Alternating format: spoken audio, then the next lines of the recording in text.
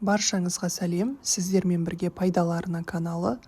Бүгін сіздерге отбасы банктың өркен бағдарламасы арқылы қалай кезекке тұруға болады, соны көрсетемін.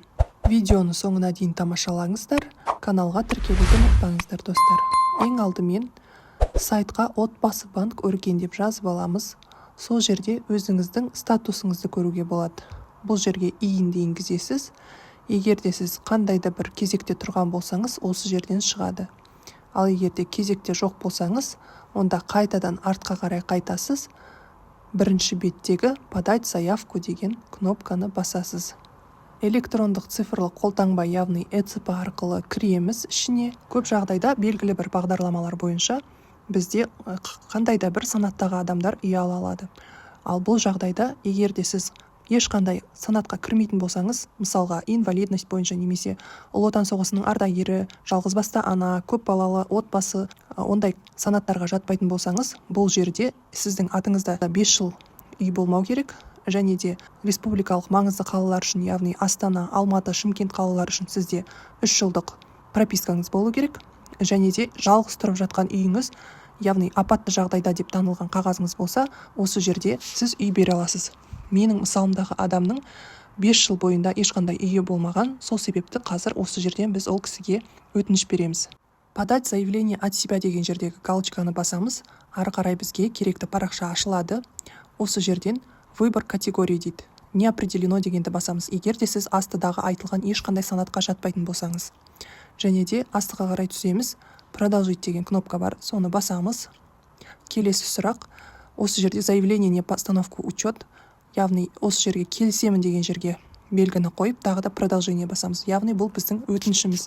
ЭЦП-міз арқылы қол қоямыз. Келесі согласие на сбор и обработку данных, яғни сіз туралы барлық мағлұматтарды жинақтауға келісім бересіз. Жаңағыдай белгі қойып, продолжить деген кнопканы басып, ЭЦП-ңыз арқылы қол қоясыз. ЭЦП-мен екі жерге қол қойғаннан кейін обновить деген кнопканы баса отырып, біраз уақыт күтеміз. Яғни ол 1 сағат болуы мүмкін, немесе 5 сағат болуы мүмкін. Система қалай жұмыс істейді, соған байланысты. Арасында кіріп, осы обновить деген кнопканы, яғни жаңарту деген кнопканы басып отырасыз. Біріншісі шықты міне, успешно деп. Енді осындайдан бірнешеу шығу керек. Себебі сіздің барлық мемлекеттік деректер қорында сіз туралы ақпараттар жинақталуда. Сабырлық таныта отырып, кезекпен кезек обновить деген кнопканы баса отырып, осылай барлық тексерулерден өтіп аламыз. Бірнеше сағаттардан кейін менде осындай тексерістерден өткендігі туралы ақпараттар шығып отырды. Енді келесі этап бізде ол согласие родственников. Яғни сіздің туыстарыңыз, егер де жұбайыңыз бар болса, ол кісіге жаңағы жерден ЭЦП арқылы қол қойып, запросшы бересіз. Және де сіз жібергеннен кейін сіздің жұбайыңыз өзінің ЭЦП-сы арқылы осы сайтқа кіріп, заявление деген жерді басады. Сол жерді ашқан кезде сіздің жіберген сұранысыңыз шығып тұрады. Сол сұранысты баса отырып, ол кісі келісімін беріп қабылдайды. Астыңғы жерде белгі қойып келісім береді де өзінің ЭЦП кілтімен қол қояды.